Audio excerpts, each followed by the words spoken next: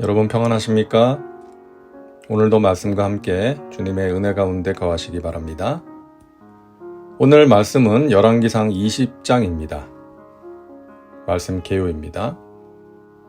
1절부터 34절은 아람의 베나닷 왕이 두 번에 걸쳐 이스라엘을 침공했지만 패배하는 장면이고, 35절부터 43절은 한 선지자가 베나닷을 살려준 아합을 비난하고 심판을 선포하는 내용입니다. 말씀 묵상입니다. 오늘 말씀은 아람 왕 베나닷이 이스라엘을 침공하는 내용입니다.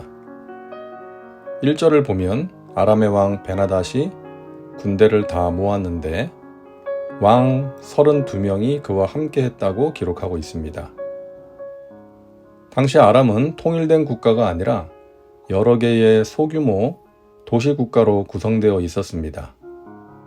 그 중에서 베나닷이 주도권을 잡게 되자 다른 왕들이 베나닷과 동맹을 맺고 평소에는 조공을 바치고 전쟁 때에는 군대를 지원했던 것이죠.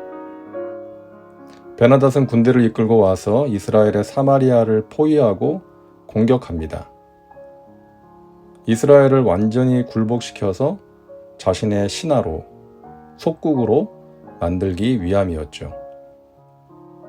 베나닷은 이스라엘 왕 아합에게 사람을 보내서 말합니다. 3절입니다. 내 은금은 내 것이요 내 아내들과 내 자녀들의 아름다운 자도 내 것이니라 하매. 5절입니다. 너는 내 은금과 아내들과 자녀들을 내게 넘기라. 내일 이맘때에 내가 내 신하들을 내게 보내리니 그들이 내 집과 내 신하들의 집을 수색하여 내 눈이 기뻐하는 것을 그들의 손으로 잡아 가져가리라. 이스라엘의 아합은 거대한 병력을 이끌고 온 아람 왕 베나닷과 어떻게든 평화롭게 화친을 맺어보려고 애썼지만 베나닷의 요구가 너무 지나쳤던 것이죠. 아합의 가족까지 잡아가겠다는 것이었으니까요. 오래전에 우리나라 고려시대나 조선시대에도 중국의 왕이 군신관계를 요구하며 왕의 가족들을 볼모로 잡아가지 않았습니까? 그렇게 하려고 한 것이죠. 아합은 베나닷에게 사람을 보내 그렇게 할 수 없다고 말합니다. 그러자 오만한 베나닷은 아합에게 말하죠. 사마리아에 부스러진 것이 나를 따르는 백성의 무리의 손에 채우기에 족할 것 같으면 신들이 내게 벌 위에 벌을 내림이 마땅하니라. 자, 이게 무슨 말인가 하면 사마리아에 부스러진 것이 그 전쟁으로 인해서 아람의 공격으로 인해서 사마리아에 부스러진 것이 나의 백성들의 손에 채우기에 족하지 않을 것이다. 이런 말입니다. 그러니까 전쟁 후에 사마리아에서 가지고 나올 것이 없을 정도로 사마리아를 부셔버리겠다. 가루로 잿더미로 만들어버리겠다. 이렇게 위협한 것이죠. 거기에 아합은 이렇게 응수합니다. 갑옷 입는 자가 갑옷 벗는 자 같이 자랑하지 못할 것이라.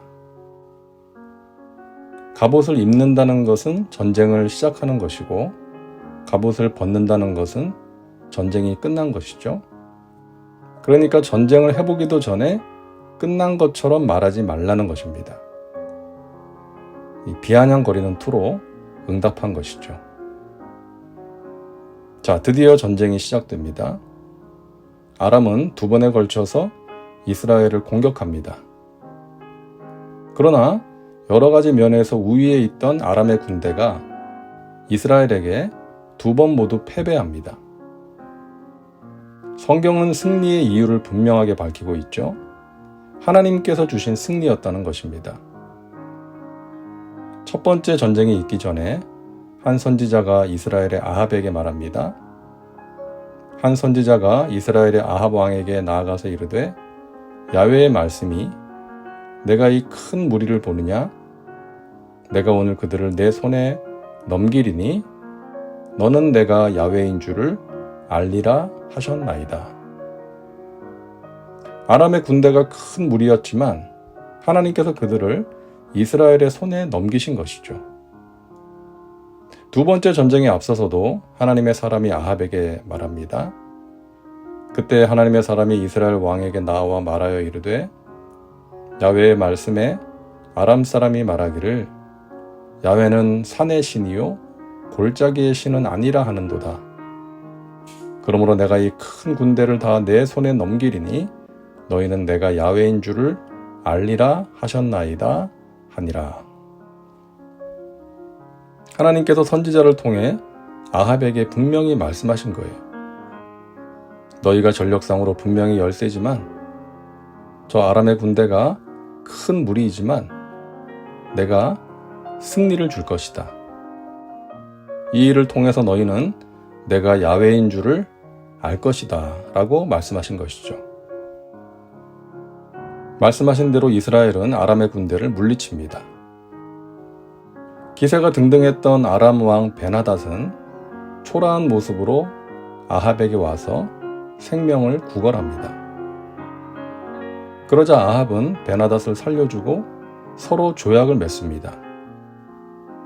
이것은 벤하닷을 심판하려는 하나님의 뜻을 거역하는 행위였죠.